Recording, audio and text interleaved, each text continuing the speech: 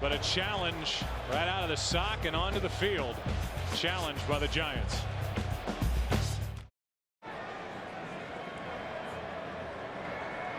After reviewing the play, the ruling on the field stands. Touchdown. The receiver had control of 2 feet down.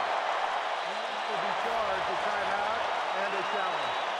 High left ankle sprain or not, it is obvious by now that Terrell Owens is much more than a decoy. He is back and feeling good. Yeah, and the Giants expected that coming in, and they wanted to get physical with him at the line of scrimmage, and Corey Webster tried on that last play, which is why Terrell was as open as he was. Terrell Owens had a big hand setting up the touchdown as well, blocking for Marion Barber. The catch, tap, tap, TD for T.O. A souvenir for that kid. And Strahan, nah, whatever, 7-7. 7-7, second quarter, just into it. Aerial coverage today provided by DirecTV. Peeking down through the hole in the top of Texas Stadium. Dominic Hickson from just inside the 5. Good return by Hickson, who hits a wall at the 30. Forward to the 32, and we will welcome you inside the booth. And so far so good. I think both you and I expected a good game, and with the Giants scoring first here today, the Cowboys just answering, it looks like that's what we're going to get. Yeah, and that's usually what we do get when it comes down to these two teams. And you know, it's interesting, you come into the game and you start thinking about Terrell Owens and what do we have to do to slow him down. Is he healthy? A lot of focus on him. Obviously he got the touchdown, but right now Marion Barber has been the guy that they need to reassess this thing and figure out how they're going to slow him down. Yeah, and on the other side, it's Ahmad Bradshaw, who has looked better than Brandon Jacobs here in the early going. Jacobs back in there. Quick setup and throw. Burris has his first. Picks up 5. Anthony Henry out there defending, and if you ask Eli Manning, he'll tell you that Anthony Henry really has given Plexico Burris more trouble, even dating back to their time in the AFC when Henry was with Cleveland and Burris with the Steelers, as opposed to Newman, who's really considered one of the few shutdown corners in the league. Yeah, Terrence Newman, a Pro Bowl player this year, and I think that in this game, Joe, Anthony Henry, you know, he tends to play the bigger receivers a lot better. Obviously, Plexico Burris, one of the biggest receivers in the NFL. 2nd and 5, and Brandon Jacobs can't get around Spencer. The rookie and the first-round pick out of Purdue made that play, no gain. 3rd and 5 coming up. Well, pretty good job by the defensive ends up front too. You know, as far as the linebackers, obviously in the 3-4 are the ones that are going to get all the attention, and they're the guys who have to be the playmakers when you run that type of scheme. But in run defense, you need guys like Marcus Spears, who was able to hold ground on that last play.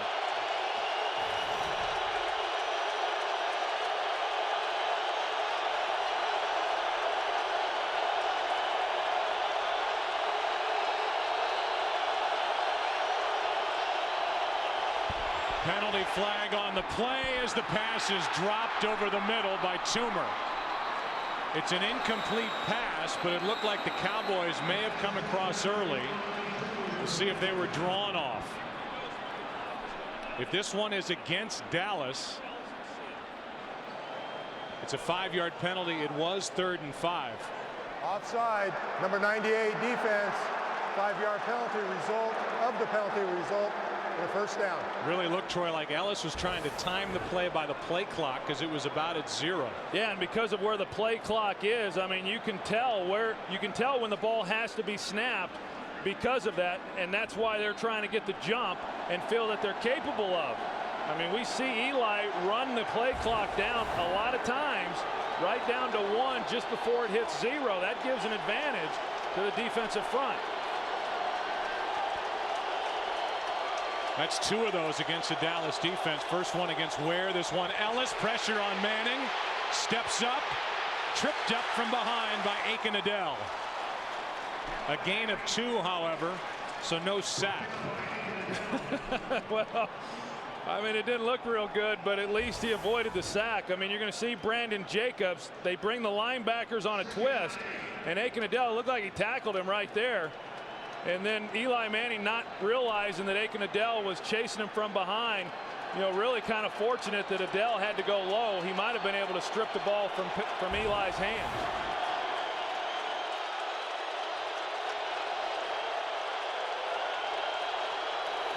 Second and 8. Brandon Jacobs, left side, slips down as he got to the 45.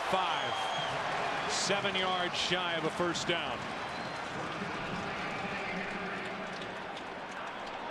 I'll tell you right now, Brandon Jacobs, going back to last week and some of the troubles that he had getting outside, I know that the teams, for the most part, that have had success against this Cowboys defense running the football have been able to do it between the tackles. They're a team that has great defensive speed, very difficult to get outside.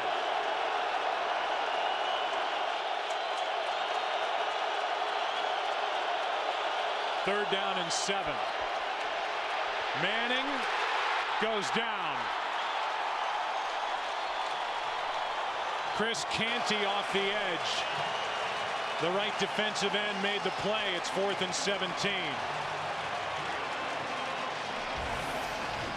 It was a 4-man rush. I mean, and they're able to get pressure. They got 2 guys there, Brandon Jacobs as well as Deal. And then Seibert's able to get involved as well, and yet they're still not able to make the block to keep him from getting to Eli Manning. Cowboys went into more of a 4-3 there with DeMarcus Ware with his hand on the ground. And a sack brings Spiegels out. Hits a good one. Drives it out of bounds. And they will mark it inside the 20 at the 19, but a penalty flag is down. For now, the ball's on the 19-yard line.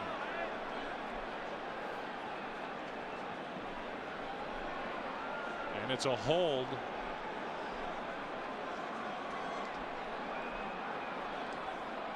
The penalty flag is way on the far side of the field, just outside the 20. The initial indication is a hold against Dallas. During the kick, holding number 17 of the receiving team. Half the distance to the goal, first down. Well, that's Sam Hurd. Eli Manning now back to the sideline as Tony Romo heads to the field in a 7-7 game.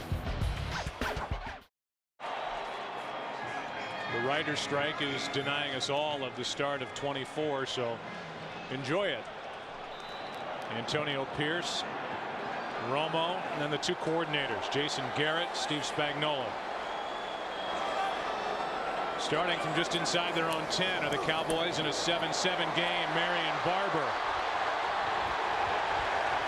just runs right through Aaron Ross and picks up 8. Let's go down to Chris Myers. Joe, the legend of the quick healer Terrell Owens continues. 16 to 18 hours a day. He worked with a medical entourage. His coach said he had specialists I never even heard of for this high ankle sprain. I talked to T.O. in the tunnel just before he ran out. Actually was going over plays with Tony Romo, and he said, I'm as ready as I'm ever going to be.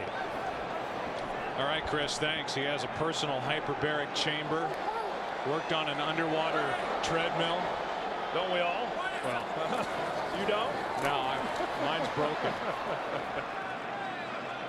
Terrell Owens, he's got a little showmanship in him as well. We were out there in practice the other day, and while the cameras were rolling, he was running around with a pretty noticeable limp. And then when the cameras left, all of a sudden you see him running at full strength and didn't look like he had a limp at all. And this is Aaron Ross, the rookie defensive back who we talked about a little bit earlier. This is significant if he's hurt very badly because of how beat up and decimated they are already in the secondary. Yeah, we'll take a break, come back. It will be 3rd and inches as it stands right now for the Cowboys.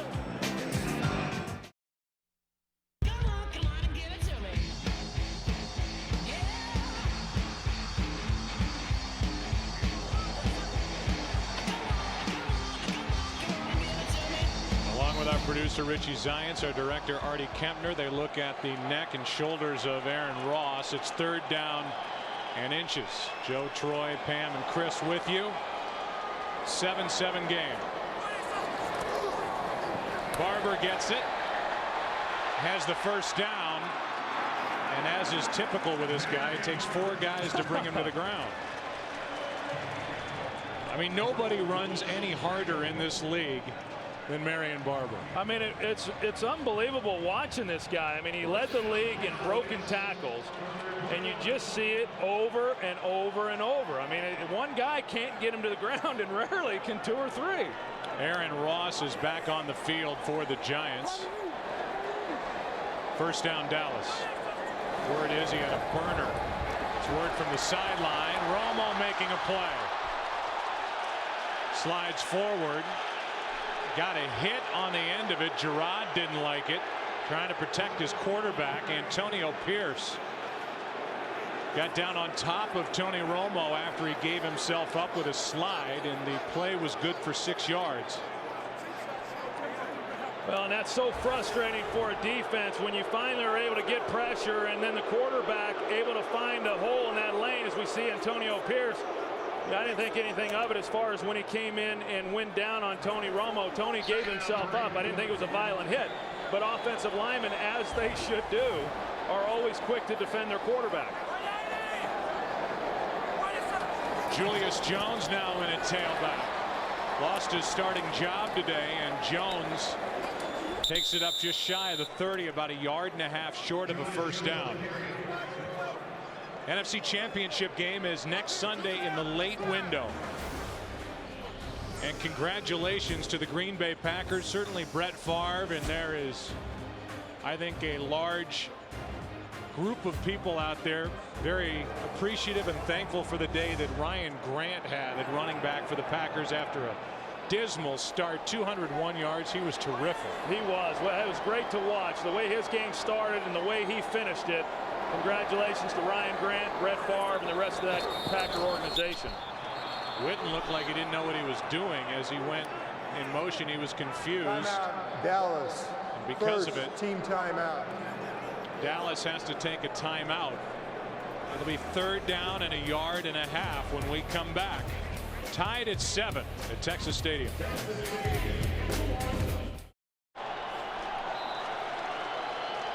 3rd down and 1 for Dallas.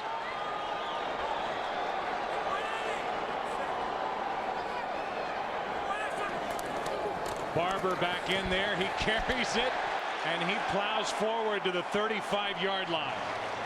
Ran right over Antonio Pierce. Oh my gosh, I mean, he just gored him right in the chest. I mean, you got to know if you're going to try to bring this guy to the ground, you better lower your hips and be ready to pack a punch. I mean, here comes Marion Barber, and Marion Barber just got lower than Antonio Pierce, and whenever that happens, the guy that's slower is usually going to win that battle.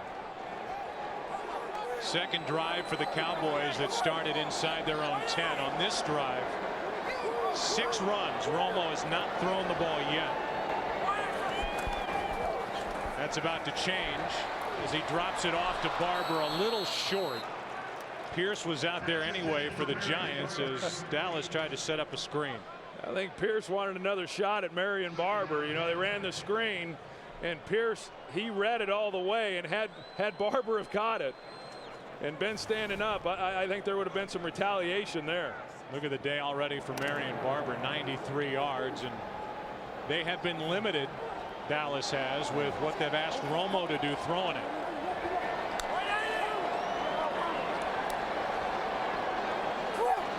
Terrell Owens and Corey Webster locked up. Barber. Kavika Mitchell absorbed the hit. A gain of 2. 3rd and long coming up. You know, even on that with Kavika Mitchell, you can tell, I mean, you have to go after this guy, because when you just stand there and wait, I mean, maybe it just takes some time to realize just how powerful Marion Barber is when he has the ball in his hands. But right there, I mean, you called it, Joe. I mean, Marion Barber, it is rare, highly unlikely to see him go backwards. Usually when he makes contact, he's moving forward, and that's been the case throughout this game so far. 3rd down and 8.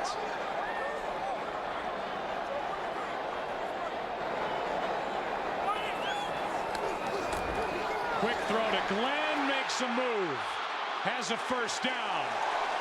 Terry Glenn, his first catch of the year. 2 separate procedures done on his right knee.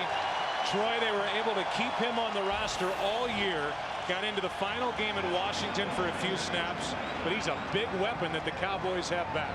Yeah, and they bring R.W. McQuarters off the corner on the corner blitz, and that's why Jabril Wilson then has to come over into coverage. You know, and Terry Glenn, as you said, Joe, I mean, he's missed so much time. You just don't know exactly what it is that you're going to get. But I can tell you, he's healthy enough that he can run by Jabril Wilson if they keep trying that scheme. Play action from Romo, who goes for Owens, and they weren't on the same page. There was contact, no flag. And another hookup between Terrell Owens and Corey Webster. I know Steve Spagnuolo, he likes to bring people. He likes the pressure packages. We know that he's a disciple of Jim Johnson, defensive coordinator there with the Philadelphia Eagles. And you got Webster one-on-one there against Terrell Owens. And you get a little help on Strahan. Colombo and Strahan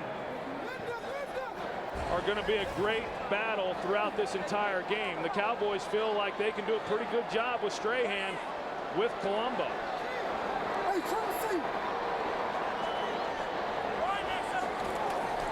Second and 10, a handoff to Barber. Barber inside Giant territory. Troy, we talked to Tony Sperano, who's the offensive line coach and a hot candidate for a head coaching spot next year. Hear his name linked with Miami a lot. And he said the guy that they respect the most on this defensive front is still Michael Strahan. They believe Flozell Adams can handle Umanura, and then they can help out with their offensive line, getting help against Strahan. That's why they've been so effective against the Giants pass rush this year, is because they can put Flozell one-on-one on O.C. Umanura, give a little help when they need to Colombo, and then you take out 2 of the premier pass rushers. Third down and 7. Romo throws on the run and finds Terrell Owens, 1st down. That's 4 3rd down conversions on this drive. And they match Colombo again. No help on Michael Strahan. And Colombo, he knows that the last thing he can do is let Strahan inside. So he runs him wide. And Tony Romo able to buy some time and then make the completion. Owens just left alone, standing beyond the marker. 13th play of the drive. I'll tell you, they keep singling up on Terrell Owens one-on-one. They're going to get hurt.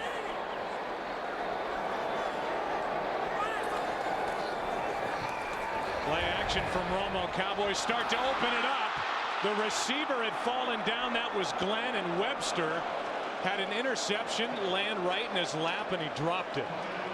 And this was the thing that Tony Romo was most concerned about, throwing the breaking routes, because Terry Glenn has not been able to get in and out of them very effectively. He falls down, and then Corey Webster, you're never going to get an easier interception than this right here. You know, hits him right in the chest, and he's not able to make a play. I mean, surprised him, sure, but that's a ball you got to catch. Tom Coughlin telling us that Webster has great hands. Really? That's what he said. 2nd and 10. Barber. Good play by Kavika Mitchell. Squeezed it down, made the play, a gain of 1, another 3rd and long for Dallas. You know, I'll go back to what I was saying a little bit earlier. We've seen a lot of blitzes from the New York defense, and Steve Spagnuolo, he likes to dial them up. You got to be careful, though. Every time you bring pressure, you're exposing an element of your secondary, and if they don't get home and they don't get pressure on Tony Romo, then you're vulnerable to some awfully big plays, and that's what got this Giants team beat. The first 2 games against the Cowboys was giving up too many big plays. We're right on the outside edge of field goal range for Nick Folk right now. Mitchell came on a blitz. Romo over the middle. T.O. 5 for 5 on 3rd down on this drive. And nobody within 3 yards of Tony Romo in the pocket. You know, this is what we saw the last time these two teams played. They bring Kavika Mitchell off the edge, and Marion Barber does a great job of blocking him, and nobody else even gets close. Good strong throw from Tony Romo, hit Terrell Owens in stride, and he just sits down with a first down at the 17.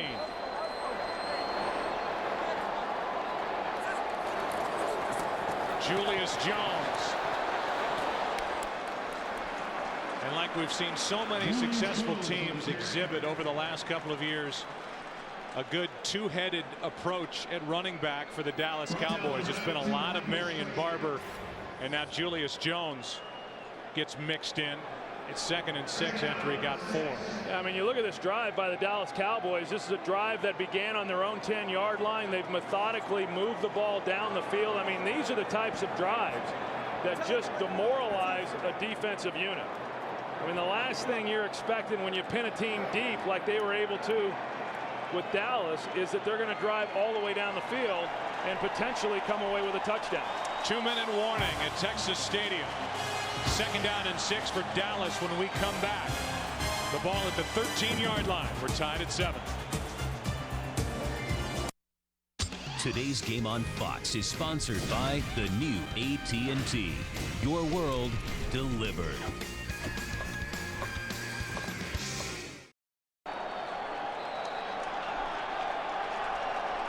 Second down for Dallas. 2nd and 6.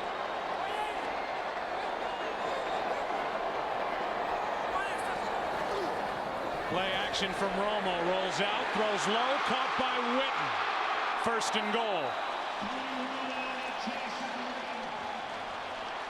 Jason Witten good for 11 yards as they finally get the ball to their big playmaking tight end. Yeah, and you're going to see James Butler. He's right here, and he completely misses Jason Witten. And the reason is that he was looking into the backfield. He sees the play action there to Marion Barber. He bites on it, and then he's not out there playing the flat, which is where Witten was going. 96 catches during the regular season for the all-pro tight end Jason Witten. That's his first catch of this game. How about the 18th play of this drive? Terrell Owens and a lot of hand checking with R.W. McQuarters. Aaron Ross is out of this game. They're checking on his shoulder. He went out with a stinger earlier. Now it's Terrell Owens and R.W. McQuarters as the Giants are getting awfully thin at defensive back. Yeah, you can see there they're trying to get physical with Terrell Owens, and you know that's kind of the game plan coming into this thing. But as you said, Joe, I mean, now that they're so thin in the secondary, it becomes hard to match up against these guys, but they may not be left with any alternative. 2nd and goal. Barber to about the 1. 3rd down and goal. This is a Dallas offense that was #1 in the NFL in plays of 20 or more yards, but this has been more like the Giants were last week, dinking and dunking. It's going to be at least a 20-play drive here down the field. A drive that started inches inside their own 10. It's 3rd and goal. I think the thought coming into this game for the Giants was that if they kept from giving up big plays, that Dallas would get frustrated, that they would start trying to force things down the field. You know, that hasn't happened. You know, Dallas has been able to take what they've been given, and they've moved it all the way down here. You know, now Corey Webster, he had the opportunity for the interception and then just failed to make the play. So far, Dallas, they have converted 5 third downs on this drive. 20th play coming up after the Cowboys spend their 2nd timeout.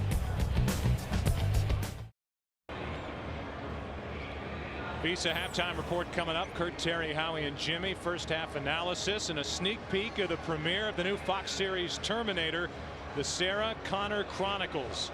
Plus a live interview with Mike McCarthy, who, I mean, if not for perfection by the New England Patriots, would have gotten a lot of votes for Coach of the Year. What a phenomenal job. Here it's 3rd and goal from just inside the 1. Barber. No signal yet. Touchdown.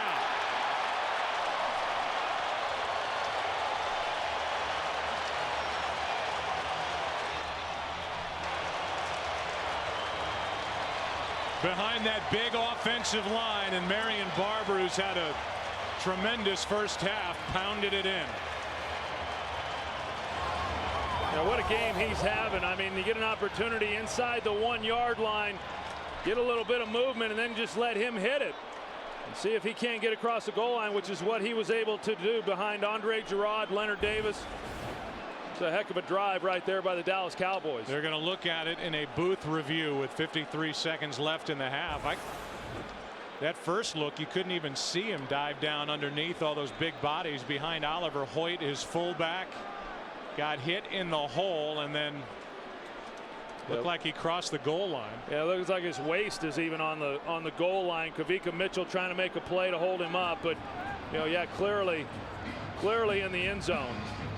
Obviously, the only question then becomes, did a knee hit down before he broke the plane? It didn't look like it, but the booth called down and they want to take another look at it just to make sure. Let's take a look at the knees now, because clearly he broke the plane. There's the left knee.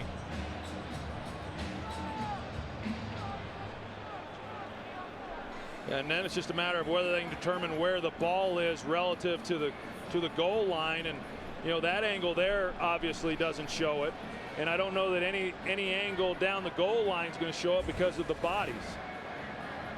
So again, it has to be conclusive evidence to overturn the call on the field, which is touchdown. I don't know that we've seen it, but that left knee by Marion Barber went down, and it was very close to the time when the ball broke the plane. Well, I think what the Cowboys did there on third down, as far as running the play clock down and calling timeout, was very smart on their part. As we take another look at this, knee down there, but you just can't tell, where the ball is. But they're on that third down to run the clock down, then call the timeout, taking as much time off the clock so that if they scored or even had to settle for the field goal, they would leave as little time as possible for the Giants. After reviewing the play, the ruling on the field stands. Touchdown. A 20-play drive. They covered 90 yards in 10 minutes and 28 seconds off the clock. I think some of those coaches over there for Dallas are wondering why they didn't start Marion Barber all season.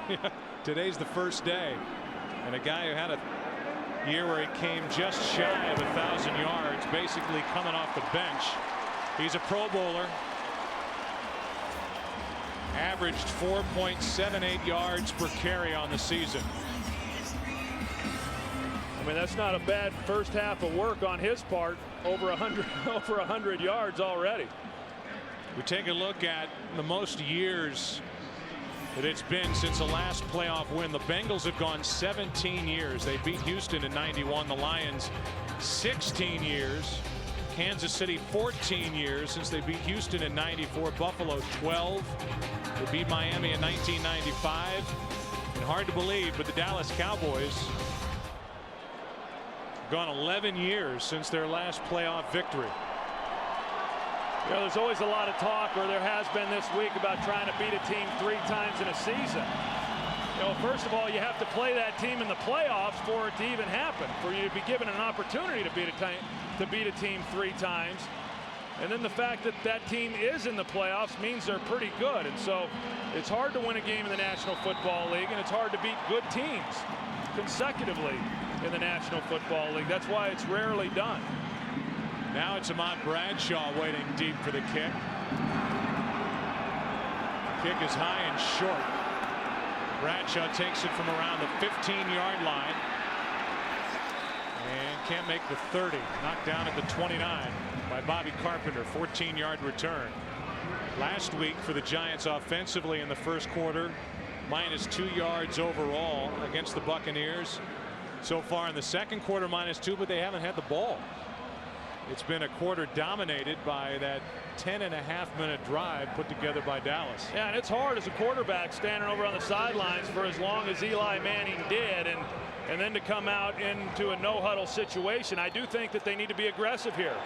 You know, there's still plenty of time on the clock. They've got 2 timeouts. I think if they're able to come away with any kind of points here before the half, that would be huge.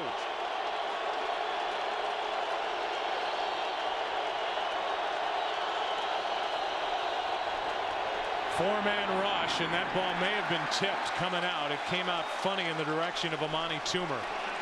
2nd and 10. Yeah, I'm not sure it was, Joe. It looked like he just pulled it right in the ground. I mean, pretty good protection, you know, in the pocket, had a good look at it, and just made a poor throw. 42 seconds left. As Troy said, 2 timeouts remaining for the Giants, who are down by 7.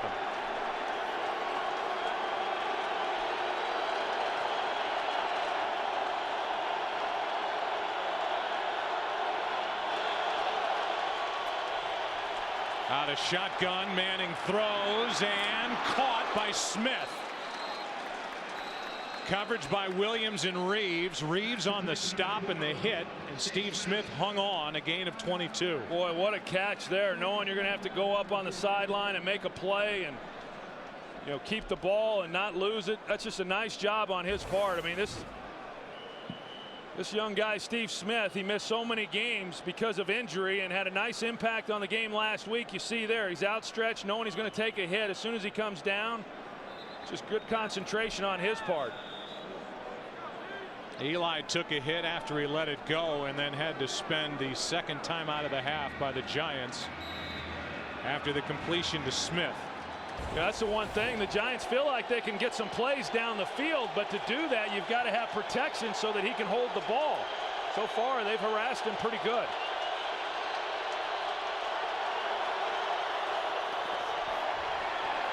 Manning throws, completes again to Smith, who's out of bounds with a 1st down, and a flag comes in at the end of the play.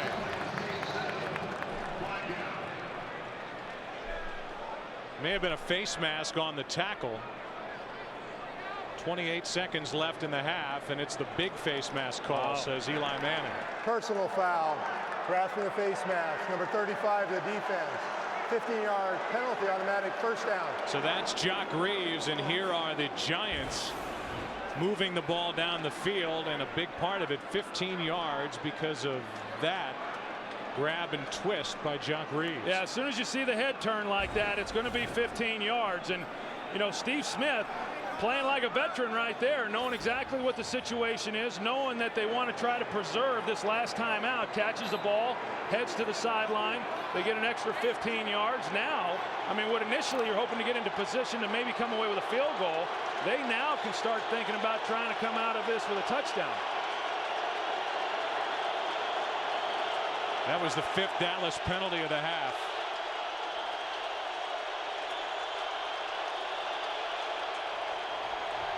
Manning steps up, avoids the rush, end zone, and out of the reach of Burris. And Plexico comes down limping. Here's a guy who's had a right ankle injury since the 2nd of August. And he came down funny there and comes back gimpy to the huddle. In fact, just this week, you know, we all thought that he had been playing with in essence, a high ankle sprain, much of what Terrell Owens has. You see him come down there a little awkward. And he revealed this week that it's more than just a high ankle sprain, that he actually has a torn ligament. And as Tom Coughlin said, he's basically just willed himself onto the field this year to play. There's Burris, play clock at 1. Manning has it knocked down. Canty got his hands up. And it's 3rd down. Trying to hit a shallow crosser and thought he had a chance, and he did. Had he not have gotten this ball knocked down. Chris Canty, you know, an awfully big defensive end for the Dallas Cowboys, 6'7". And when he's in the middle there and in the throwing lane going up, I mean, it's just impossible then to hit that 10-yard crosser. It would be a 41-yard field goal from this spot. Well within the range of Lawrence Times. Giants want more than that.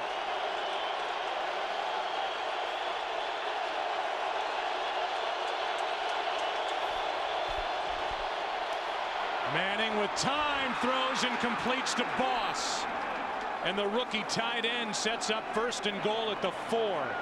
His first catch, 19 yards. You know, Dave Deal, he's got his hands full over here. DeMarcus Ware, this is his power move right here. He's going to put his helmet right in his chest and just drive him back. But not before Eli Manning's able to get the ball out, and a good route by Boss. I mean, this guy had big shoes to fill when he came in and took the place of the injured Jeremy Shockey. And each week, I mean, he makes a bigger and bigger impact on this team. Important that the Giants have that one timeout left. It's 1st and goal from the 4.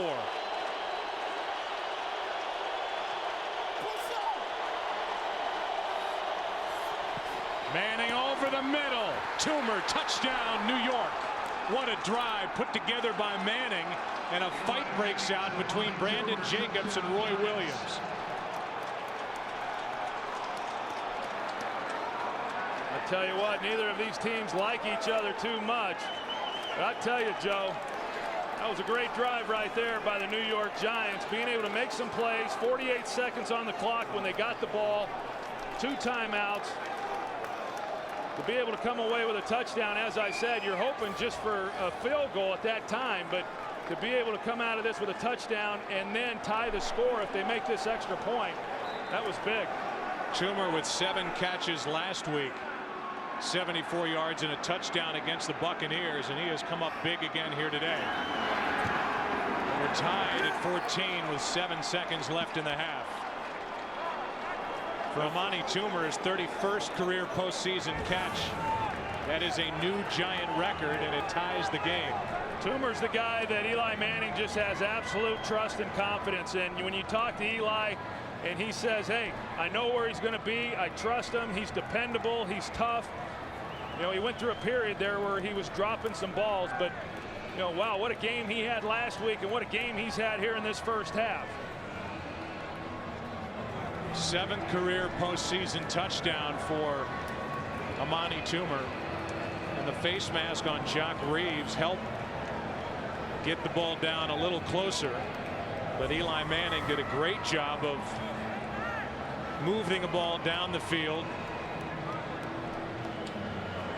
And at the end of that touchdown, here's the fight between Roy Williams and Brandon Jacobs. That's pretty good stuff there. And Tom Coughlin's reaction. I don't think you can ever question his intensity, that's No. for sure. Thought he was supposed to be more warm and fuzzy this year. Pull a groin muscle arguing with the official. Man, he was hot. I would say he's got his game face on, but Bobby Knight, he takes exception to that question. Yeah, don't say that. Squib kick by Tynes. Returned by Miles Austin.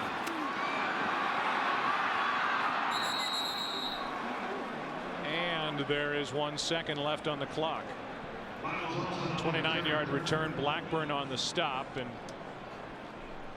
this thing is going to be dead even after a half of play here at Texas Stadium. What a great answer by the Giants after that 20-play drive put together by the Cowboys. The Visa halftime show is coming up, which includes the interview with head coach Mike McCarthy of the Green Bay Packers. They will face the winner of this game. And we are 14-14 at the half. Manning, Romo, Giants, Cowboys. This battle within the NFC East. Winner goes to the NFC Championship game. Visa halftime show coming up. Tied at 14 after a half. A good one at Texas Stadium.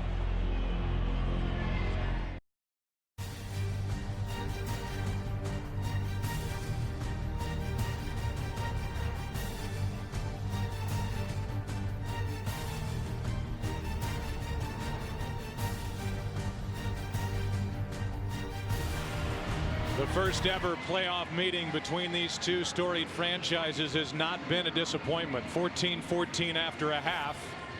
Lawrence Tynes will kick it away, and the Cowboys will start this second half with the ball.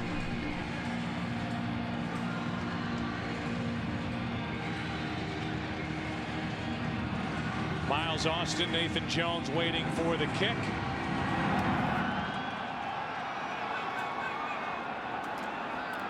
And it's Jones. Nathan Jones crosses the 20. Let's go down to the field and check in with Pam Oliver. Well, Joe, Tom Coughlin was one thing on his mind. He said, we have got to stop the run. Didn't even give me a chance to ask the question. He says, we got to do a better job defensively. Marion Barber on his cutbacks is hurting us. Our guys have to stay in their lane and just be disciplined. Bit of good news for the Giants defensively. Cornerback Aaron Ross, he has a sprained shoulder, but they say he will return. Back to you. All right, they need him. Aaron Ross. Aaron Ross is out there at the moment, but after Ross you get to the veteran R.W. McQuarters. After McQuarters, a guy they just picked up off their practice squad, Jeffrey Pope. Dockery and Madison both inactive for this game.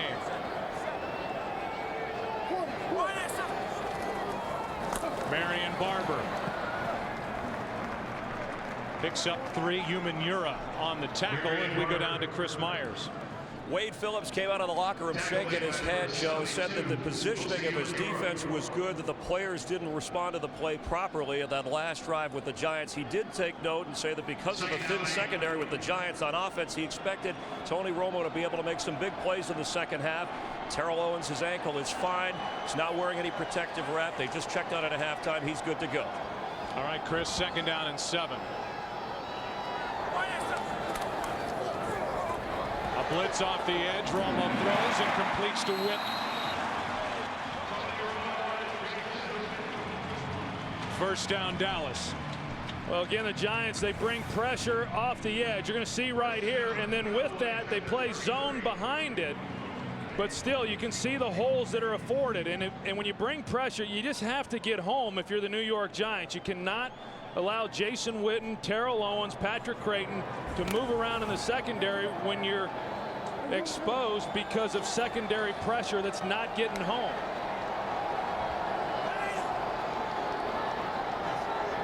First down at their own 33, and the handoff is to Barber.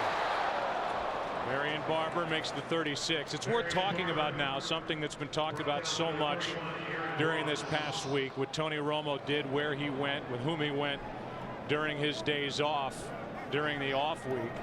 There's no doubt that he assumes a little more risk by going where he went and getting the pictures taken and what have you. But if he has a successful game, and so far so good for Tony Romo, you get the benefits of it. It's almost like a latter-day Broadway Joe. And a guy who fans love to watch, smiling out on the field, completing passes as he does to Fasano on 2nd down, good for 5 yards. He's a guy, Troy, that certainly has fun playing this game, and I admire the fact that a big part of him says, I'm going to do what I want to do. If people don't like it, they don't like it. I have to play well no matter what, and he is prepared to play in this game here today. Yeah, and yet I understand that perception is a big part of everything, and he certainly put a big old bullseye right square on his back. And if they do not go on to win this game, then he certainly has opened himself up to a lot of criticism, fairly or unfairly. I know in talking to him, he said, I thought I was doing the right thing, and I know there's a lot of guys out there that think he did the right thing too. 3rd down and 2. Marion Barber has a first down. Boy, it certainly looked, Troy. Jason Witten started that play in the backfield, and it looked like he got a little bit of a head start before the snap from Gerard back to Tony Romo, who was in shotgun, actually was made, but no flag, and a first down carry of 10 yards by Barber. Well, a little bit like what Pam said, and you know, as far as them now having to try to stop this running game, you know, you start bringing up extra defenders in order to slow Marion Barber down, and then you just weaken your coverage even more. Barber again bounces it after running into a wall, and he crosses down inside the 45 to the 44, picked up 5.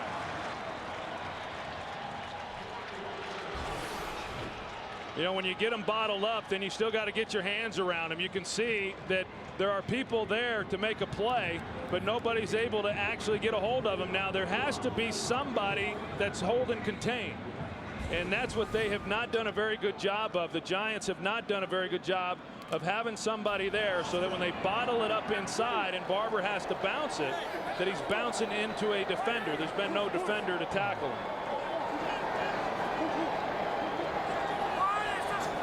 2nd and 5. Barber tries the right side, and Reggie Torber got through and made the play. A loss of 2. And so another 3rd down faced by the Cowboys, and a player is down. That's Flozell Adams, who pops up. They stop the clock.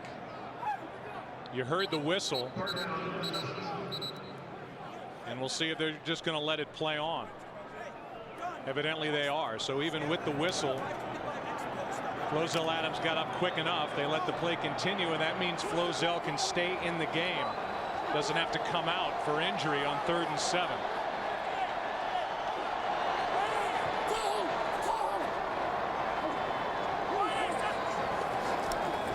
Snap was late again.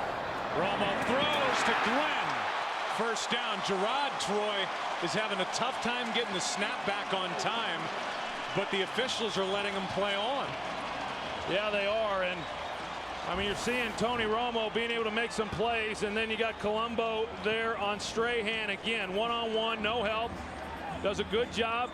Romo buys some time. That's the hole right there in that 2-deep zone coverage. You know, right behind the corner, and then keep the safety, get the ball in there before the safety is able to get over the top.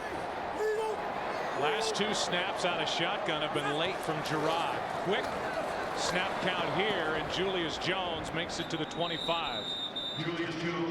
Gain of 2. Michael Strahan is the guy that this offensive line was worried about coming in, and for the most part, Troy, this big group up front for Dallas has done a good job with number 92. Yeah, they really have, and it hasn't not just been this game. I mean, it's been in both of the games during the regular season. I know Steve Spagnuolo said, hey, it begins and ends with our defensive front. And so far, I mean, this Cowboys offensive line, which is really the strength of this offense. I mean, we get so enamored with some of the skill players. The strength is the offensive line, and they're winning in the trenches today. 2nd and 8. Romo trying to make a play. Runs into his own teammate and falls forward for a first down, and that's what Tony Romo does. He banged into Kosher, but still kept his feet, picked up 11, and got a first down. You know, Tony's not the fastest guy. I mean, there are people there that had a chance to maybe make a play, but you know, there are guys that play in this league that just know how to play the game, and Tony Romo is one of those guys. You know, if you really broke him down and evaluated him, you know, I don't know that he'd really jump out at you in a lot of areas, but then when you put it all together and you watch him play on Sundays, I mean, the guy just knows how to win, and he knows how to play quarterback. Another long drive put together by Dallas. Marion Barber tripped up by Ross. Bad shoulder and all. Ball popped out, but Barber was down, a gain of 3. And boy, Aaron Ross may not be able to continue. Marion Barber just ran through him, and that's a huge loss for this Giants secondary. There's no question, and it's hard to imagine that in light of what he's been through already up to this point in the game, that he's going to be able to come back and play again. So he made the play, but came sprinting over to the sideline in pain. 2nd and 7.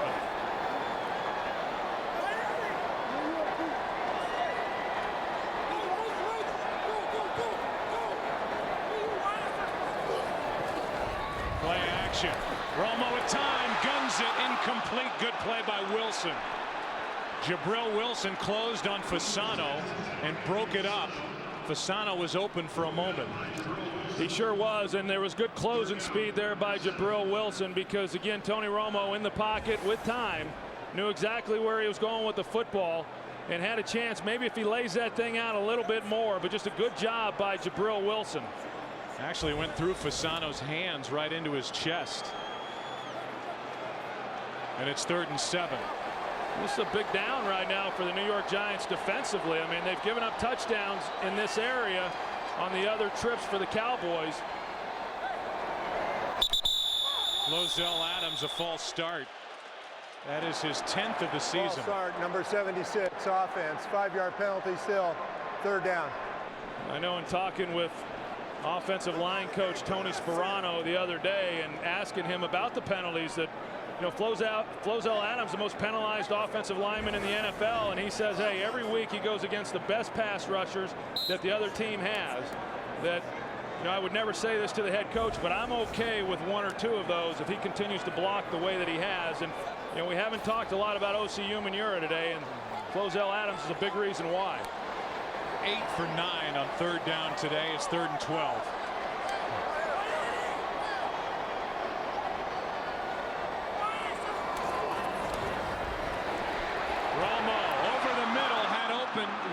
Terrell Owens wide open, but overthrew him, a little behind him. It's 4th down. The field goal unit. Nick Folk, the rookie, will come on and try and break this tie. Well, that's a good job defensively. You wouldn't initially say that, but holding them to a field goal attempt, and they were able to get just a little bit of pressure to where Tony Romo felt like he had to rush it a little bit, and because of that, the ball was high. But he certainly had Terrell Owens open. 34-yard attempt by Nick Folk. The rookie drills it. And it's 17-14 Dallas, the #1 seed. Romo got him down the field. They come away with 3.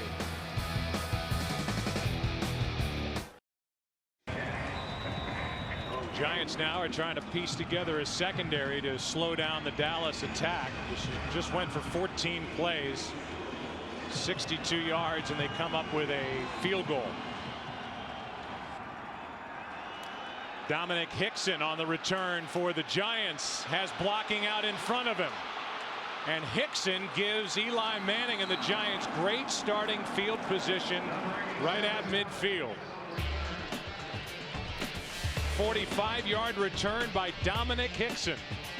By the time Nathan Jones brought him down, Giants have the ball at midfield, down by 3. Giants had a turnover-free day against the Buccaneers last week. Neither team has turned it over so far today, as Brandon Jacobs with a nice run of 8 yards on 1st down. Let's go back and look at Terrell Owens on that 3rd down throw. You're going to see him in motion here, and then he's got the crossing route. And watch these guys here, how they start communicating when he goes in motion as far as who's going to pick who up. You know, right there, a little bit of a natural rub, but no one picks Terrell Owens up. And the ball just got away from Tony Romo. I mean, had he been able to put it on him, it's a pretty easy touchdown. 2nd down and 2 for the Giants, down by 3 points. Brandon Jacobs with a 1st down. Picked up 4. Big debut tonight right here on Fox. Don't miss the series premiere of Terminator, the Sarah Connor Chronicles. The machines are back, and only a mother's love for her son can save the future.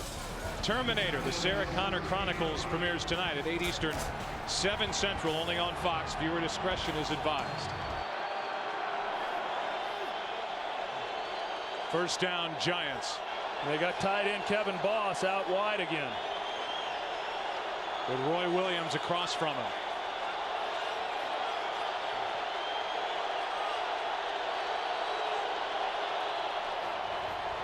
Manning, DeMarcus Ware.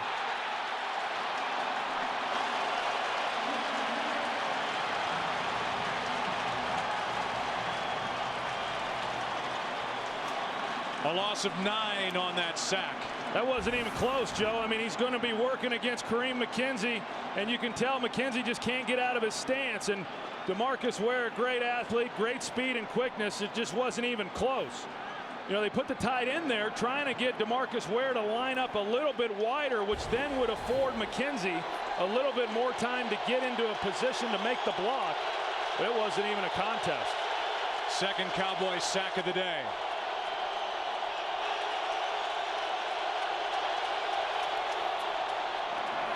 Jacobs left side, and a good play by Ware on the other side of the field.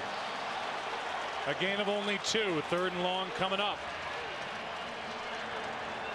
DeMarcus Ware and O.C. Umenyiora were childhood friends, went to college together, and they're now in the pros together. They're both Pro Bowlers for the NFC. And DeMarcus Ware has had a good series here defensively for Dallas. 3rd and 17. Well, it's been a great job right here by the Cowboys defense, considering that kickoff return and where this drive started.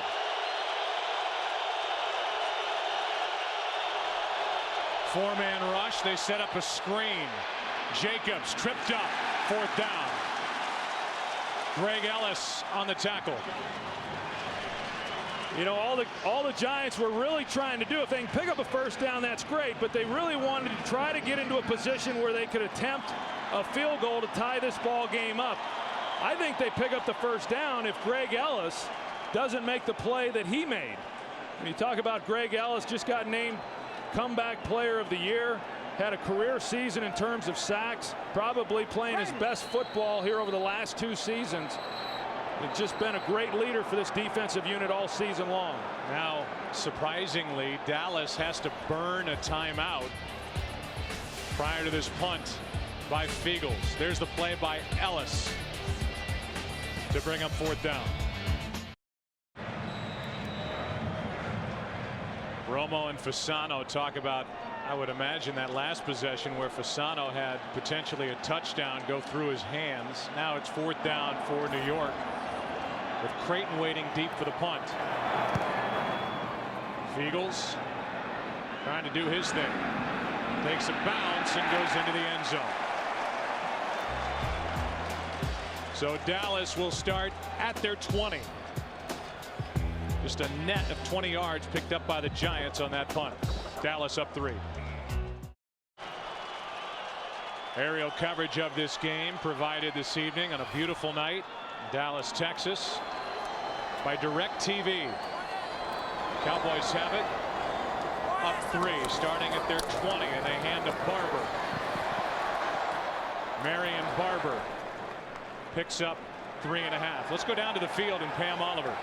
Well, Joe, obviously Aaron Ross wants to play. The Giants need him to play, but it doesn't look like he's going to be able to go. Currently, he is out of his shoulder pads. They put a sling on it. They took the tape off. Apparently, it was too tight for him. He's shaking around his right hand. But again, that shoulder sprain on the right side is apparently too much for him so far. Back to you. Really had a very good rookie year. Thank you, Pam. Took over as the starter. Corey Webster started the first 3 games and went to the bench.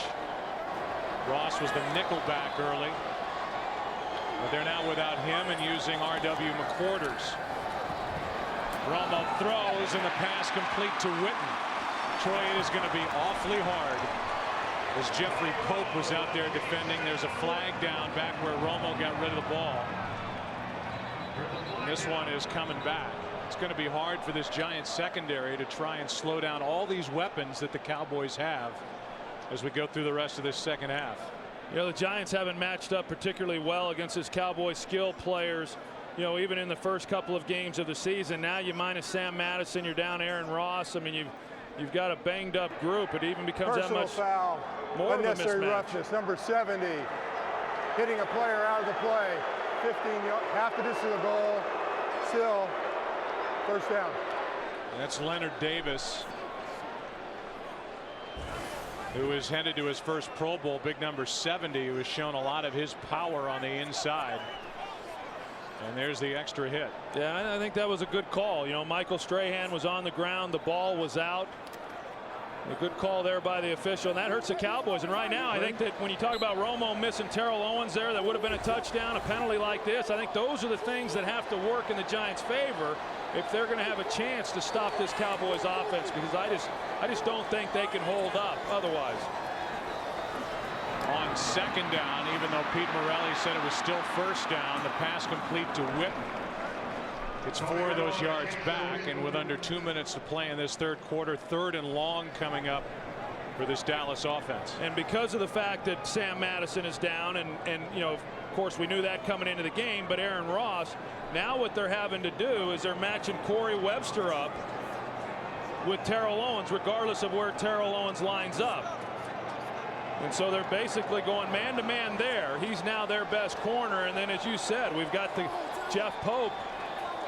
He's covering Terry Glenn right here, and Jeff Pope was on the practice squad not too many weeks ago. 3rd down and 14. Romo Buys some time. Keeps the play alive, and the pass dropped by Creighton. Had it in his hands. Had first down yardage and dropped it. I mean, if Creighton is able to make that catch, I mean, he may go 65, 70 yards. I mean, they're just the middle of the field right now for the New York Giants. They're just completely exposed. And that goes back to what I said is, you know, they're so thin back there that right now this is the only chance that the Giants have of really slowing the Cowboys down, and that is the Cowboys not executing the way that they would like. Some of these other Cowboys should have gone to Mexico. Couple of drops on some pretty good throws from Tony Romo.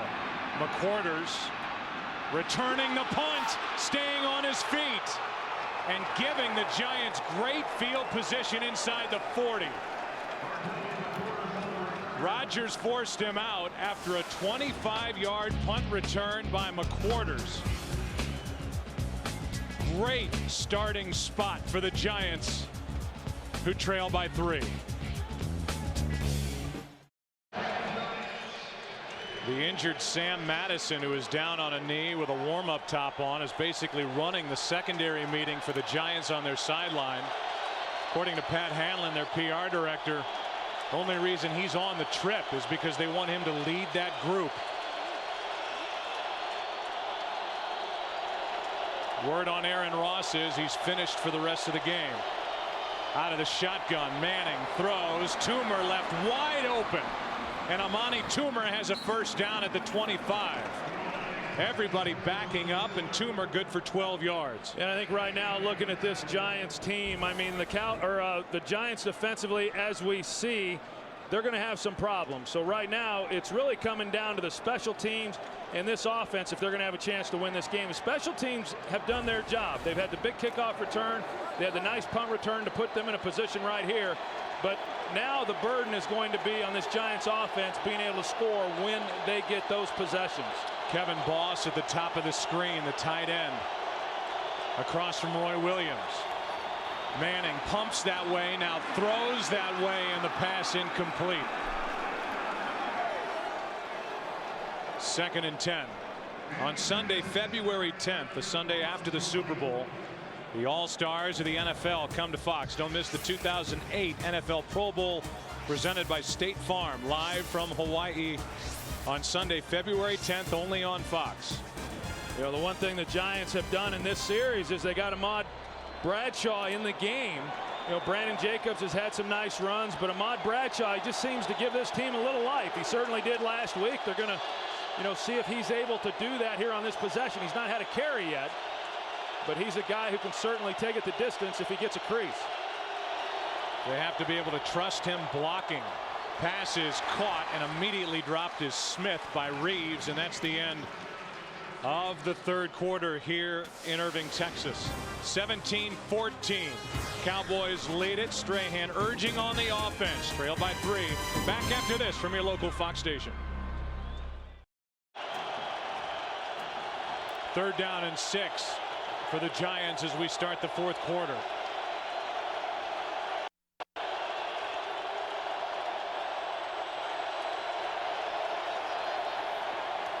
Manning steps up, throws, completes. Steve Smith sets up 1st and goal from the 9. That tells you what kind of confidence. That tells you what kind of confidence Eli Manning has in Steve Smith. And, you know, for a guy who hasn't played, Plexico Burris out here was one-on-one. You know, you got a chance to maybe get him in a situation coming back over the middle, but instead he works the rookie. And it's because he's up against Jock Reeves. Going into this game, both Tom Coughlin and Eli Manning could not stress it enough. We want to go after Jock Reeves when he's on the field. An 11-yard completion on 3rd and 6, and Ahmad Bradshaw stays on his feet down to the 1. Madison Hedgecock, the fullback, with a good block out in front of Bradshaw. Well, Madison Hedgecock, he had some big blocks last week in their win over Tampa Bay, and you know what a luxury for a runner, especially a young runner, when you know you've got a guy in front of you that's going to be able to take out the first color that he sees. And that's exactly what Hedgecock does. Nice block right there on Roy Williams. and gives Ahmad Bradshaw a place to go with the football. For Bradshaw, Troy, 54 of his 66 yards rushing last week at the Buccaneers came in the fourth quarter. He's turning into Mr. Fourth Quarter for the Giants. 2nd and goal. Jacobs is the tailback. Jacobs gets it and scores. Touchdown, Giants. And Jacobs fires the football into the play clock as the Giants now jump out in front for the 2nd time in this game. You know, and again, it was set up, you know, by the big punt return. And gave this team great field position. They do a good job, a nice 3rd down conversion there. You know, the Giants have been good on 3rd down all day long, but none bigger than the one they had to Steve Smith. And then some good solid running for the score. So Eli Manning has been able to answer all day long. And Tynes knocks through an important extra point, not by much. Brandon Jacobs got the touchdown and then tried to dismantle the play clock. 21-17, Giants on top. Tom Coughlin believed coming into this game, the head coach of the Giants, that they had an advantage in special teams play. It has worked that way. A 25-yard punt return set up that last touchdown, pounded in by Jacobs. And now Miles Austin takes it from inside the 10. Penalty flag comes flying, and there have been a lot of penalties against the Cowboys, big ones in this game. Zach Diassi made that last play, and this penalty is against Dallas after a 20-yard return by Austin. Yeah, and you're right, Joe, that the Giants, they have won the special teams battle. During here return, today. illegal block in the back, number 50 of the receiving team. 10-yard penalty, 1st down. And that's why I say, you know, I always believe, and Jimmy Johnson used to always tell us, you got to win 2 of the 3 battles. Well, the Giants are winning the special teams battle. They're not winning on defense, and now it's really a matter of whether or not they can win on the offensive side of the ball. But here's the drop by Patrick Creighton, which was huge, because if he catches this one running away from R.W. McQuarters, I mean, it was going to be a huge play for the Cowboys. And then there's the punt return that set up this last touchdown for the New York Giants. That was the 8th penalty called against Dallas in this game. There's been only 1 penalty called against the Giants. Moves the ball back to the 13-yard line, and Marion Barber gets it. And a good play by Butler coming up, the first to hit him, a loss of 1. We talk about the Giants secondary, and for more on that, down to Pam Oliver. Yeah, Joe, I'll tell you what, Steve Spagnuolo spent that entire drive coaching up his secondary. Then injured players Sam Madison and Aaron Ross joined the session, even getting Gatorade for the DBs. Antonio Pierce, sensing that that group needed some encouragement, he went over to them, pointed to his own head, and said, "It's all up here," indicating it's all mental. Back to you. All right, well, Spagnuolo's done a great job, the 48-year-old first-year defensive coordinator. That's Terrell Owens at the bottom of your screen. 2nd and 11. Pass is right into the gut of Creighton and dropped. It was either broken up, McQuarters was on the coverage, and I don't know if Creighton dropped another or if McQuarters batted it away. Either way, it's 3rd and 11. Well, you're going to see Witten come across, and no one really knew where the ball was being thrown. You know, Witten didn't know if it was going to him. Creighton wasn't sure if Witten was going to make the play, and you know, those are, you know, you're right. It hits him right in the chest, you know, to where he can make a play on it, but just somebody got too much depth, and it looked like it was Jason Witten who got underneath Creighton to interfere on that catch. Pretty good coverage by McQuarters. It's 3rd and 11. Pass is caught by Witten. What a throw, just as he was hit. Romo completes for 14 yards. Strahan was coming, and Tony Romo just got rid of it. Well, right now, that's really been the downfall for this Giants defense. The Cowboys have converted 9 of 12 3rd downs. You know, they're finally able to get pressure there on Tony Romo, but he does a good job of getting the ball out, and a good route by Jason Witten and making the catch. Tell you something that's happening here is that Gerard is having a tough time snapping in the shotgun. We were here and watched a game against the Redskins where Gerard was snapping it all over the place, and Romo's having to wait on those snaps. He airs it out down the sideline for Owens, and it's through his hands. Owens. Covered by Webster. You know, and in order for this play to even have a chance, Tony Romo's got to have a lot of time back there in the pocket. You're going to see Terrell Owens here, and he completely stops, and then he goes. It was a stutter go, but normally you don't see a receiver come to that kind of halt before he'll take off. There's the pump, trying to get Corey Webster to bite, but by pumping, he then gets Butler, the safety, involved in the play as well over the top. Webster, it looked like, got a left hand just on the ball. Good play by Corey Webster. Looking left all the way, and the pass is caught by Creighton. Webster was there again, and Creighton's good for 15 yards. And you got Romo throwing off his back foot. He's falling backwards, and Patrick Creighton going up and making a play, and Corey Webster was in great defensive position on this play. Initially, it looked to me like Corey Webster may have come down with the ball, but a good job by Patrick Creighton. He's got great hands, maybe the best hands on the team. You can tell right now, I mean, this defensive front is starting to get a little pressure on Tony Romo. Still does not have a sack, but they are starting to harass him a little bit. First down, back to the running game, and Marion Barber certainly not much of a factor in this half. After a big first half, picks up 2. Sunday, February 3rd, Tom Petty and the Heartbreakers rock the Super Bowl, the Bridgestone Super Bowl 42 halftime show Sunday, February 3rd, only on Fox. We know the championship matchup in the AFC. Congratulations to Norv Turner and the San Diego Chargers, winning at Indy.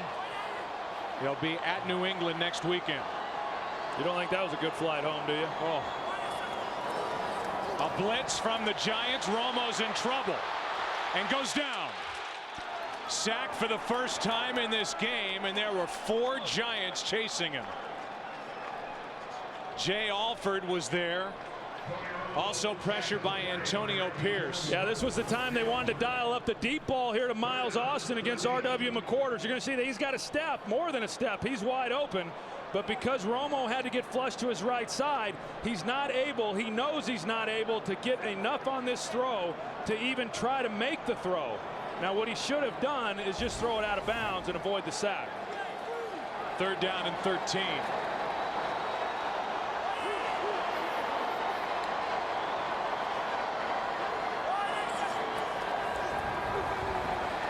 Romo backpedaling, throws out of the reach of Glenn. And you said it, that entire series, the Giants finally got pressure on Tony Romo. Yeah, and what a difference that makes. I mean, that's, you know, Tony Romo is human as well, and anytime a quarterback starts getting pressure, bodies in his face right here, you know, he wants to be able to hold it. You can tell. I mean, each time we've seen it, we've seen the receivers running open. They've got 4 or 5 yards on these defensive backs, and so pressure is vital. McBriar hits the punt and hits a beauty. High hanging punt and over the head of McQuarters and down by Carpenter. You talk about a special teams play. Carpenter downfield after a beautiful punt of 58 yards by Matt McBriar. Giants will start at their own 3. Offensive line coach Tony Sperano letting his group have it. Yeah, and with that, I think he's perfectly qualified to be a head coach in this league. Starting at their own 3, up by 4 of the Giants. Handoff, Jacobs pushing that pile out to the 9, and we go down to the field and Chris Myers. Well, Tony Sperano was yelling at his offensive line, upset that once the ball was snapped, they were waiting 1, 2, and hesitating. He said, don't wait to get hit. Once we snap, you launch forward, you start the blocking, hit somebody, and we'll make something happen. Thank you, Chris. 2nd and 4 now for the Giants, who bought a little breathing room with that run by Jacobs. Well, I'll tell you, that was a big run, getting it off the goal line there and then putting it right now at 2nd and 4. This Dallas defense needs to come up with a stop. Jacobs fights forward, got away from Anthony Spencer and picked up 2. 3rd and short coming up for the Giants. Even that was a pretty good run by Brandon Jacobs. They had stopped him, short for no gain, but he was able to slide and twist and pick up a couple yards. And this is a big 3rd down right now at 3rd and 2. Both of these teams have done an excellent job converting on 3rd down. Right now, if Dallas is able to stop the Giants, they're going to give the ball back to this offense in great field position. And certainly the Giants' objective right now, because of the injuries defensively to their own unit, is to maintain possession and try to take time off the clock. Toss to Jacobs, trying to get to the edge. He doesn't get it. Henry came up to support on the run. And the defense for the Cowboys holds. It's 4th down. That's a great job defensively by the Cowboys. I mean, after a 6-yard run on 1st down by Brandon Jacobs, and then 2 more runs not to give up 4 yards, awfully impressive. And now they're going to give the ball back to the Cowboys with great field position and put the pressure right back squarely on the shoulders of this Giants defense. Fiegels to punt.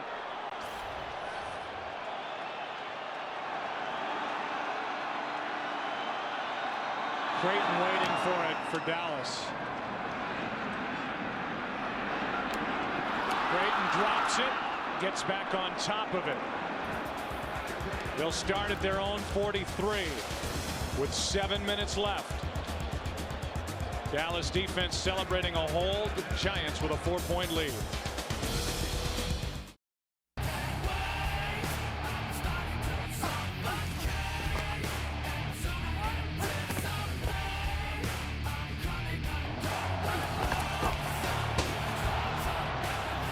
Best starting field position for the Cowboys today, starting at their own 44, down by 4.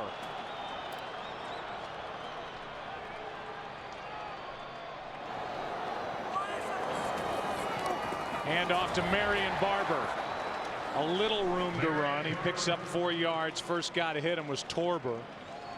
And for Tony Romo, whose only other experience in the playoffs was that game that ended in Seattle last year with a fumbled snap on a field goal try with 1:14 left. Seattle won it 21-20. That seems like a lifetime ago, I'm sure, for Tony Romo, who brings his team to the line with a 2nd down and 6. But the #1 seed in the NFC is in trouble here against the Giants.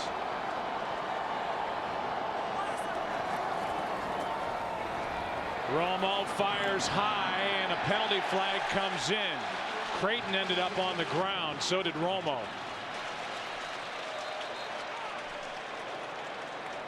This could be the 2nd penalty of the day on the Giants, who were penalized only 77 times all season long. Prior to the pass, holding, number 25, defense. 5-yard penalty, automatic 1st down. That's McQuarters. Yeah, McQuarters matched up on Patrick Creighton. He hit him within the 5. You see the jersey. Gosh, he's dragging it to the ground. I mean, you see rodeo cowboys that don't make moves like that. I mean, that was an easy call, but they are getting pressure there on Tony Romo. So much of this game he's been, untouched. But the last possession, certainly we saw it. We've seen it now on this possession, and the guys are starting to feel their way in how they can get pressure there. OCU Manure on that last one was the guy who got to Romo. Strahan coming, flushing Romo out of the pocket, who goes down, did not get rid of the football, and all the way back inside the 40 in the arms of Kavika Mitchell, a loss of 14. If there's one criticism of Tony Romo's, it's that. We saw it a little bit earlier, that once you get outside the pocket, the rules are very liberal in the NFL. And once you get outside the tackle box, throw it away. Throw it away right there. But he wants to make a play, wants to get the ball down the field, and sometimes you got to use better judgment than that. A sack like that just kills you when you're trying to move the football and get a 1st down. Now, having said that, the Cowboys are one of the best teams in the National Football League converting these types of situations into 1st downs.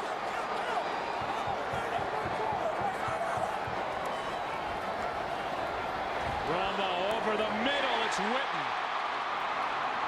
And Witten gets it to the 41-yard line. 4 yards short of a first down, picked up 20, and he was sitting in a wide open hole in that defense. That's that area where they've been exposing the Giants. They just haven't been able to catch the ball. Too many drops. The linebackers just let Witten go. Nobody carries them. There's no reason for any of the linebackers to stay underneath because there were no receivers underneath. The only guy was Marion Barber, but both Pierce and Kavika Mitchell stayed shallow and created that big void for Jason Witten. Under 5 to play. 3rd down and 4. Penalty flags at the snap, and the pass is caught. Flags are down. Another flag comes in at the end of the play in the secondary. There are 2 separate fouls on this play. Illegal formation. Offense. Now Pete Morelli will be alerted that there is another foul. Illegal formation offense. Only 6 men on the line of scrimmage. 5-yard penalty, still 3rd down. So they're going to, Romo's going to argue and say, what about the penalty in the secondary? There's no foul downfield for pass interference. And so they pick up the flag for pass interference, and that makes it a little tougher on 3rd down, 3rd and 9. Well, I can tell you, I mean, you're watching Tony. He's getting frustrated. He's getting frustrated, getting knocked down. He's getting frustrated that they haven't been able to take more advantage of what they've been given down the field. It really is amazing to me. Corey Webster matching up Terrell Owens one-on-one throughout this second half, and they've yet to take advantage of it, much like Tampa Bay could not do last week when he was covering Joey Galloway.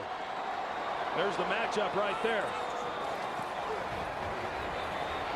Romo goes for it. Penalty flag as Owens can't come down with it. Webster had coverage, but there is a flag in that area.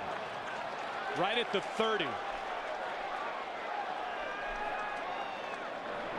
And it's against the Giants. Illegal use of hands. Hands to the face, number 23, the defense. 5-yard penalty, automatic first down. That's Webster, and there isn't a bigger penalty in this game to this point. Well, Webster gets a jam on him at the line of scrimmage, and then he let him go, and then I really didn't see exactly what it was. I mean, you see the right hand, but I didn't see him grabbing or anything, so I don't know exactly what the officials saw there to warrant the penalty. Well, they said illegal hands to the face, so it had to be on that initial jam up under the chin of Terrell Owens. Well, if that was it, he was just late throwing the flag. So a first down at the 41 of the Giants. Big penalty against New York.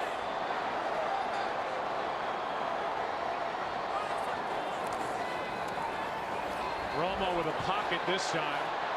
Throws it away. Really no receiver in that vicinity. Romo was in the pocket, but there is no flag for grounding on the field. Yeah, and I think it was because he wasn't in jeopardy. Well, they throw it now. I thought they weren't going to have it because he wasn't in jeopardy of being sacked. Grounding. Number 9, offense. 10-yard penalty and loss of down. 2nd down. You know, a lot of times the quarterback's in the pocket, but he's not at risk of taking a sack. They won't call that. He clearly was within the pocket, but there was nobody around him. He was just throwing it away and said, hey, we'll just go on to the next play. I tell you, he doesn't throw it away when he's outside the pocket. He throws it away when he's in the pocket. Yeah, he really had nobody bearing down on him, but he threw it over to an empty part of the field out of bounds, and so it moves the ball back to the Cowboy 49. Well, and with as much time as is being taken off the clock on this possession, I think the Cowboys really have to look at this drive as though they're not going to be given another opportunity. Just so you know, Dallas with 2 timeouts left, the Giants with all 3.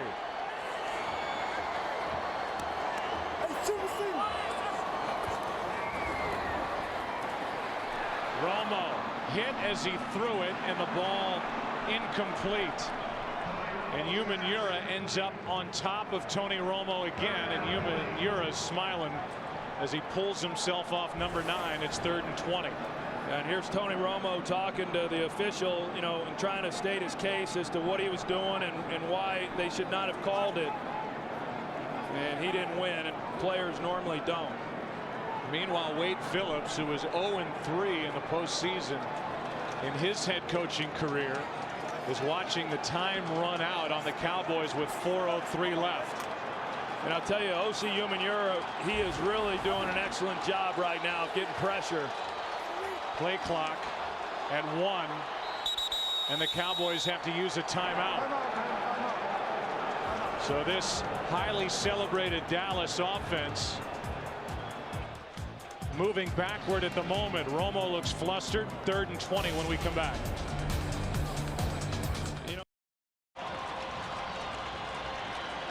Great clutch defense put together by the Giants. Banged up in the secondary, getting pressure up front.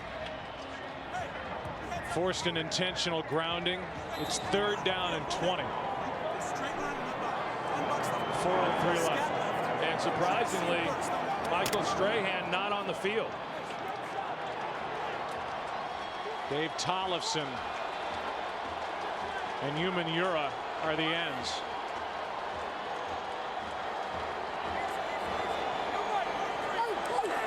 Play clock down to 1.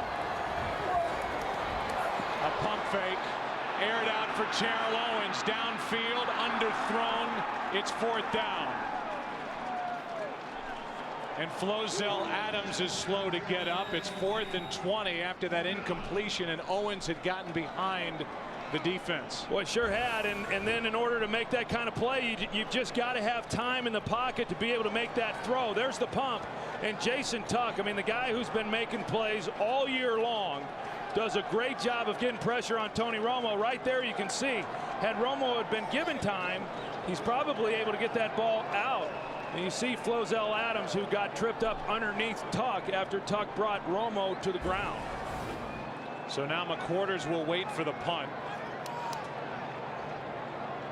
Under 4 minutes to play.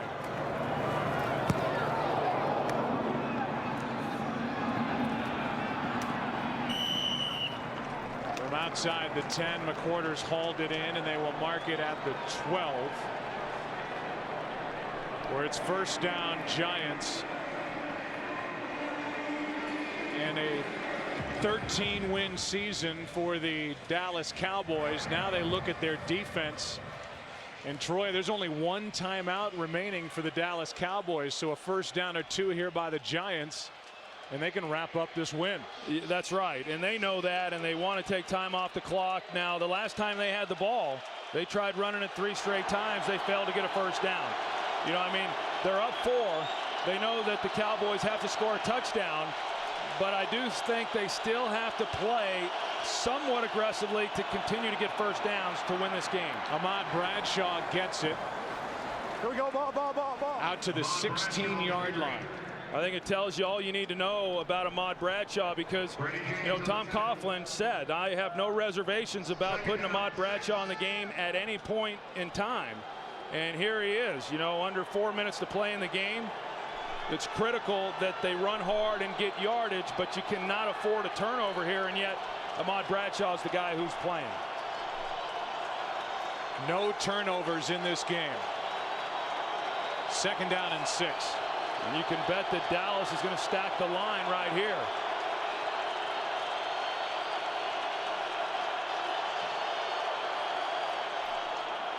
Hand off to Bradshaw. Not much. Out to the 17. Under 3 to play. Aiken Adele made that last play. I do think that the Giants are making it easy for the Cowboys, Joe, because 2nd down, if you go with a boot, you know, the Cowboys are expecting run. You know, you come with a naked boot, get out on the edge, you know, try to stay ahead of the chains. Now at 3rd and 5, I mean, obviously they've got to throw the football here, but I think the Giants may be hurt by being so conservative there on 2nd down.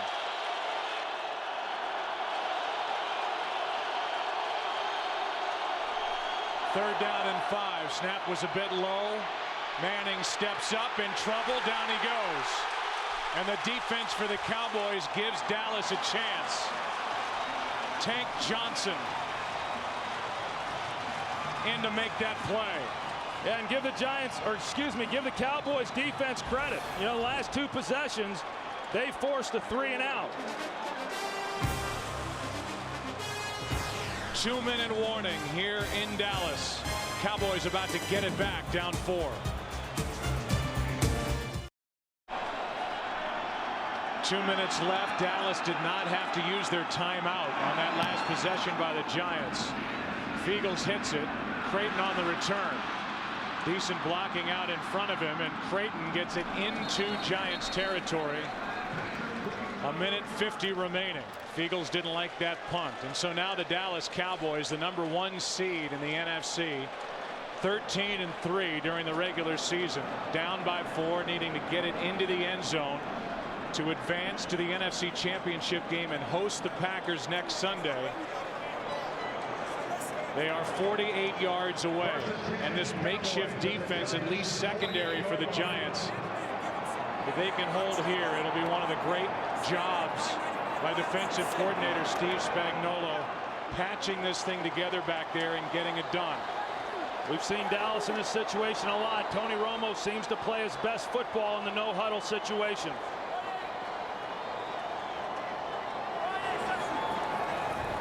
Romo for Barber, breaks one tackle, puts his head down, stays inbounds, and picks up 9. Went right through Michael Johnson, shoved him away. 1:34 and counting. You know, Tony Romo says that he's got about 5 to 8 plays that he has great confidence in, regardless of the coverage. He knows exactly where to go with the ball. Just trying to pick up the first down, and they don't accomplish that. The ball comes out. He was down. Meanwhile, time is expiring off the clock. It's 3rd down. And Tony's trying to get him to the line of scrimmage. He's clearly on the ground.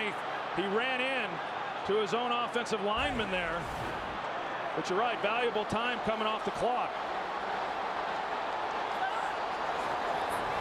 It's 3rd down.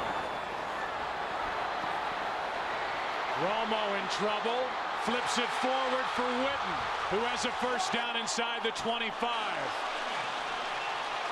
Dallas has a timeout left.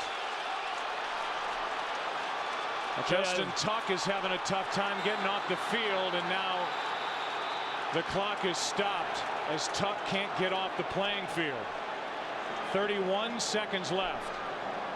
And I thought the Cowboys were fortunate there, because it looked like a good time after that completion to call a timeout. They lost a lot of time off the clock, and they weren't in any hurry at that point. They were in a hurry, but they weren't going to be able to get the ball snapped. More seconds were going to come off, and here's the play. You know, Tony Romo just ad-libbing there.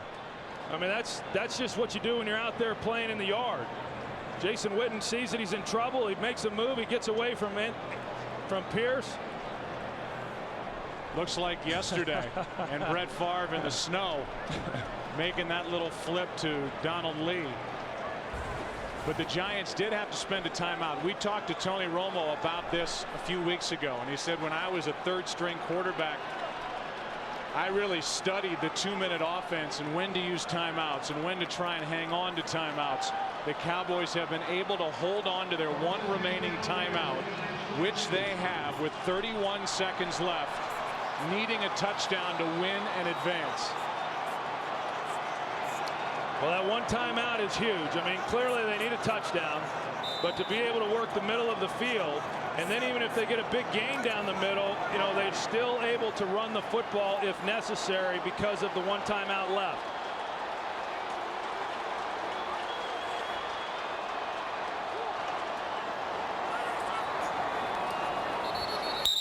Again, I'll say it again. The snap from Gerard is not getting back to Romo in time.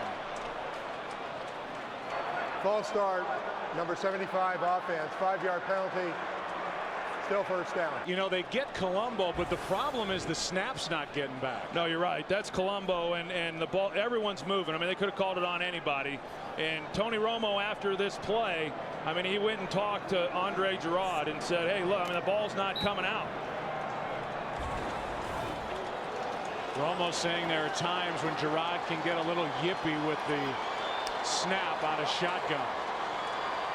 It has happened in this game. That one's better. 1st and 15. Pass is complete. They'll keep the clock winding.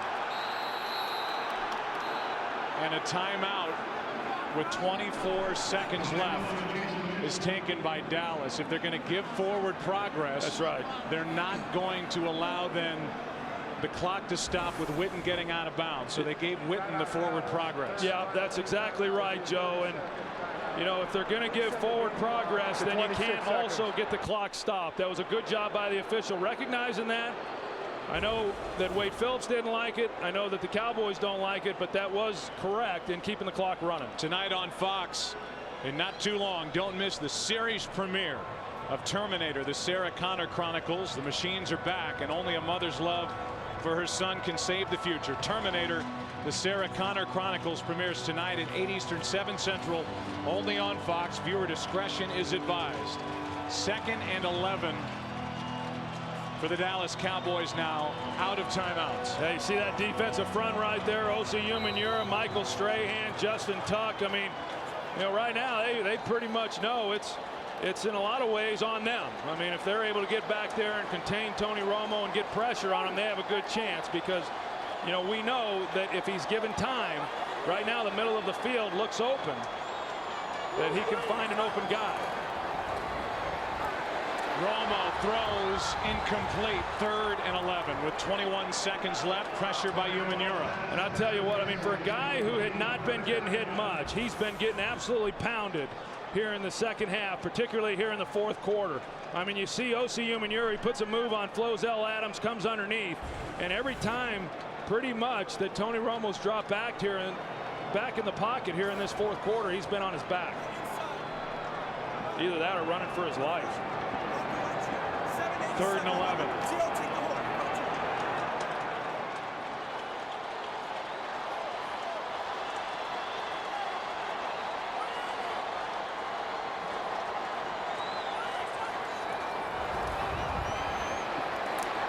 End zone, Creighton overthrown. Now it's 4th and 11 with 16 seconds remaining. Tell you, if you're Jason Garrett, 4th and 11, I mean, there's not a lot of good calls for 4th and 11, and Steve Spagnuolo, the defensive coordinator, knows that as well. And Corey Webster, you know, they went after Corey Webster a little bit early in the game. They were able to make some plays, but when Aaron Ross went down, every one of these guys has been pretty much asked to cover one-on-one, Corey Webster especially, and he's done a good job, and now it comes down to one play.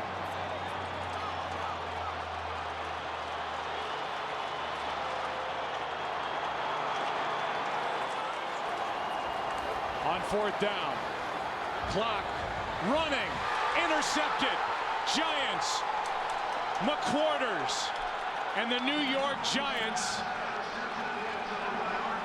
are 9 seconds away from advancing to the NFC Championship.